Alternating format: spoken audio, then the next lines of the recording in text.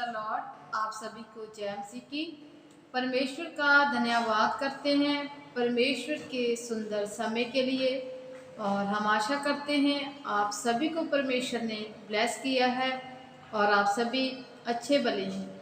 आइए हम परमेश्वर के वचनों के बारे में देखते हैं, जो पवित्र बाइबल में से डैनियल की पुस्तक उसका 4 अध्याय उसकी 30 आयत से लेकर 33 आयत तक हम देखेंगे। क्या ये बड़ा बेबीलोन नहीं है, जिसे मैंने ही अपने बल और सामर्थ से राज निवास होने को और अपने प्रताप की बढ़ाई के लिए बसाया है।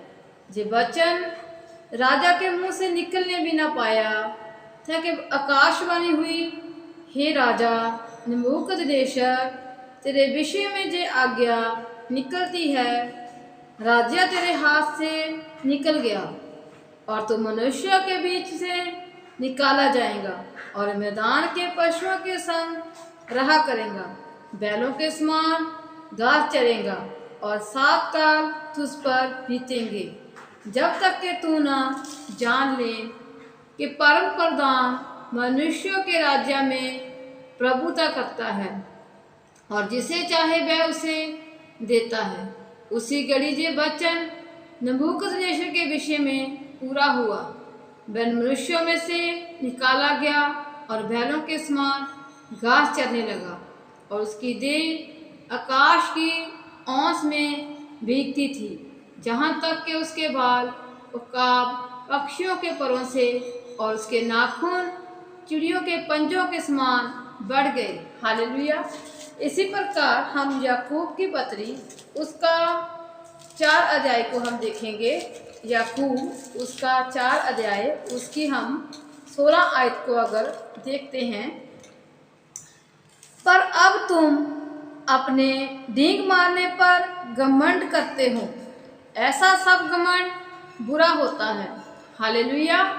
यहाँ पर परमेश्वर का वचन हमें ये सिखाता है कि हमें लाइफ में कभी घमंड नहीं करना चाहिए। हालेलुया।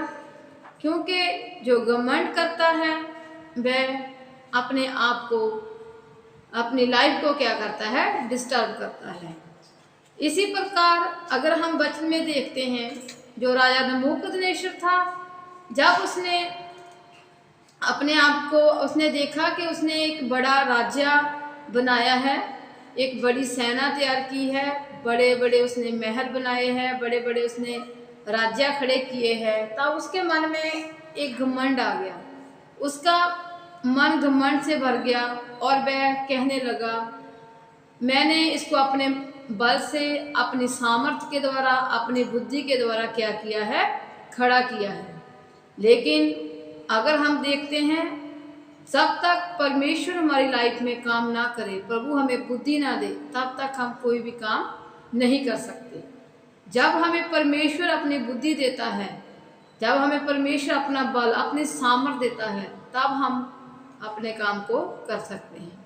आज बहुत से लोग हैं जो ऊंची पोजीशन पर है और उनके पास बड़े बड़े बंगले हैं और उसके पास बड़ी बड़ी गाड़ियां हैं, बहुत से उनके पास पैसा है, उनको उसका घमंड रहता है। वो सोचते हैं कि ये पैसा, ये घमंड, ये पैसा, जो महल है, जो मैंने बनाए हैं अपनी बुद्धि के द्वारा बनाए हुए, हमेशा हमारे पास रहेंगे।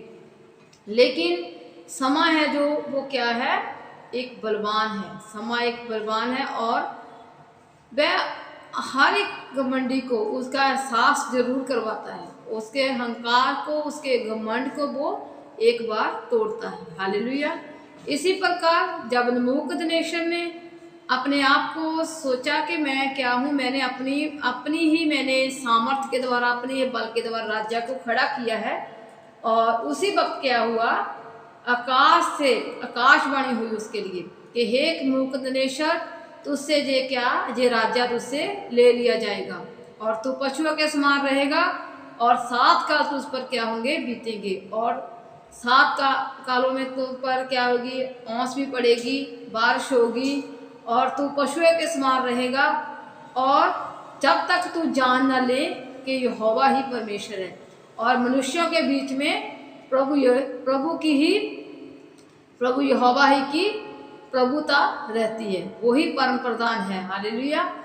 और उसकी वृत्ति प्रभु ने कैसी कर दी थी? उसकी वृत्ति प्रभु ने पशुओं के समान कर दी थी, क्योंकि वचन कहता है कि तू अपने ही विषय में डींग मारना छोड़ दे, अपने ही विषय में तू डींग मत मार। जो तुम्हारा घमंड है वह क्या होगा? बुरा होगा।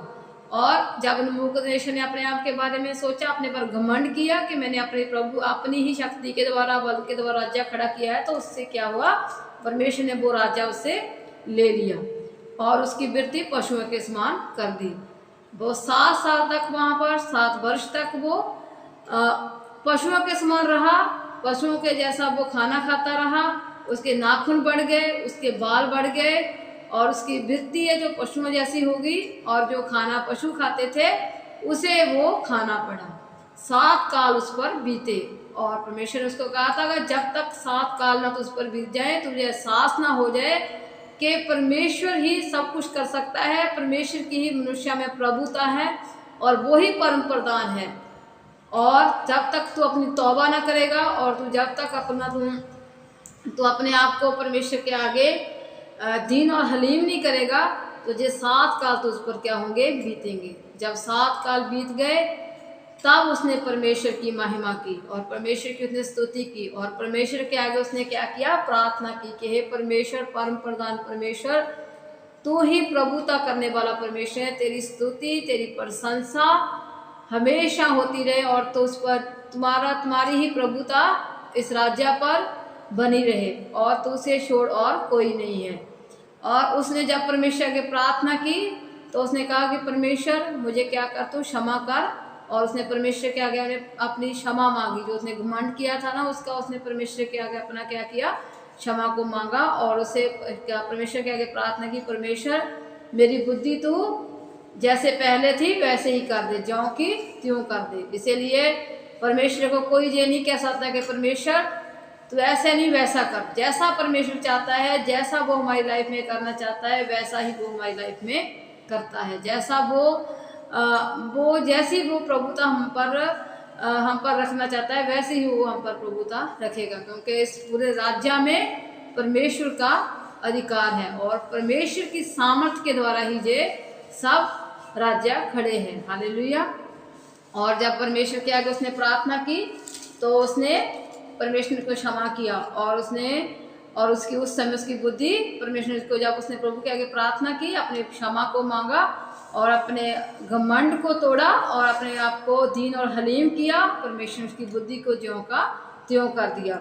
और उसने कहा कि मेरे राज्य की महिमा के लिए मेरा प्रताप मुकुट मुझ पर फिर आ गया। और उस पर क्या किया परमेश्वर ने?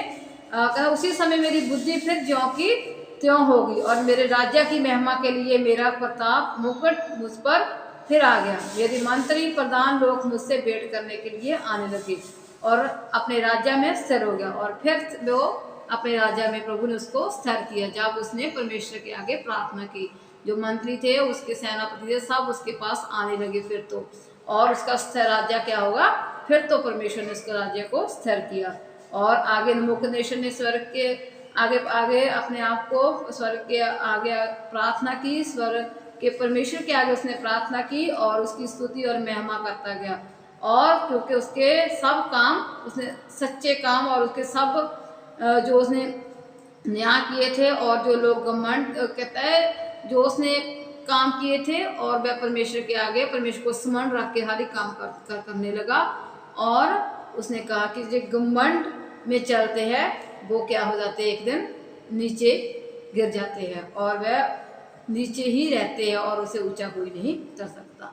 और लोग कहते हैं कि लोग घमंड से चलते और वह नीचे कर सकता है। जो लोग घमंड से चलते हैं उन्हें परमेश्वर नीचा करता है। इसलिए परमेश्वर कहता है कि तू अपने बारे डींग मत मार और तू, क्योंकि जो घमंड है वह बुरा होता है। हालेलुया। आज हमें घमंड नहीं करना किसी बात पर, और जो हमारे पास है उसी पे हमें क्या करना है? खुश रहना है और उसे ही परमेश्वर की महिमा देने की। परमेश्वर जो तूने मुझे दिया है ये सब तेरी ही मर्जी से मुझे मिला है और तूने ही मुझे इस लायक बनाया है कि मैं इस पोजीशन पर खड़ा हूँ। अब तुम्हारी ही वजह से मैं परमेश्वर इस पोजीशन पर हूँ और तूने ही मुझको आशीष दी है। जे मैं सब परमेश्वर से प्रार्थना की, प्रभु ये मैं सारी महिमा तुझे देता हूँ, क्योंकि प्रभु कहता है सारी महिमा मुझे दो और परमेश्वर के आगे प्रार्थना करो।